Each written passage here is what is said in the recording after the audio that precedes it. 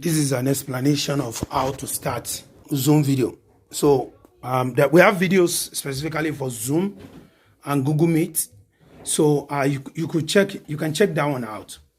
But for now, we're talking about the placement of the book with respect to the piano, and also the placement of the book with respect to the guitar.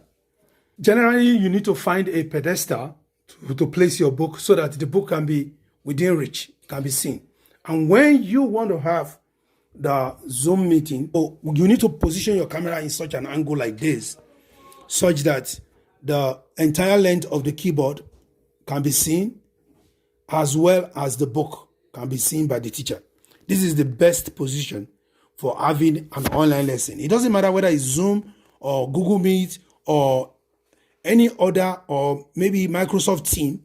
The most important thing is that you need to position your camera in such a way that it is going to feel like the student or the teacher, they are in the studio.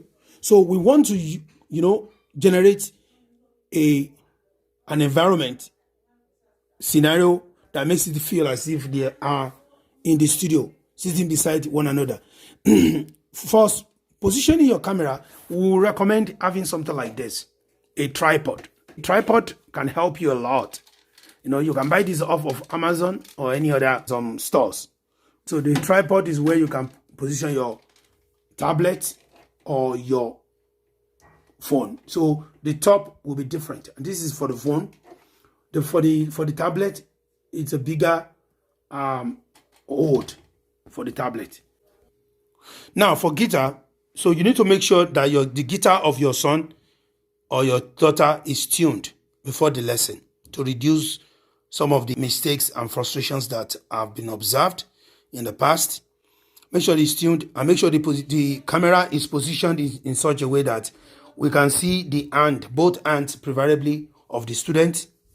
And at the same time, we can see that the book of the student is within reach.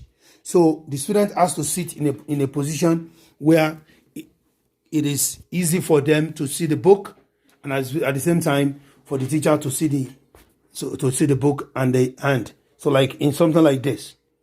Okay? So that's for guitar. Here are a list of things to check before starting the lesson. Okay? Make sure you check the connection of your phone or your device that you are using. Make sure you have checked the audio. Make sure you are ready 5 minutes before the class.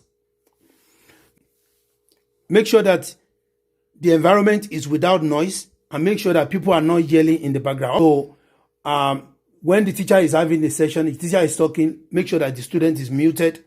And when the student is talking, the teacher can be muted, so that we reduce the incidence of background noises. Let's make sure that that is eliminated.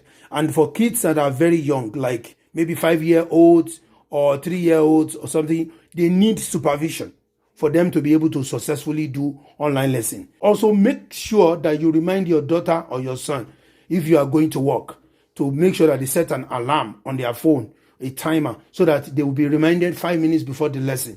Because if you miss the lesson without giving us 24 hours notice, we are not going to have a reschedule of the lesson. That lesson is going to be paid for. We need to remind them to be ready for the lesson, and we need to teach them how to position the camera. In addition, make sure that you check your internet. Make sure that you speak at a tone that is nice. Make sure that you position your equipment in a very good way. Make sure you get all the necessary equipment. So make sure that they have proper instrument posture and instrument positioning. I'm just going through some of these checklists quickly. And then make sure that the sheet music is properly placed. Make sure that the sheet music is properly placed. Now, the last thing I want to talk about is that oftentimes some computers get compromised, or some phones get compromised during the session. So we need to make sure that you can have the flexibility to either restart your system or to try another system during the session. Thank you.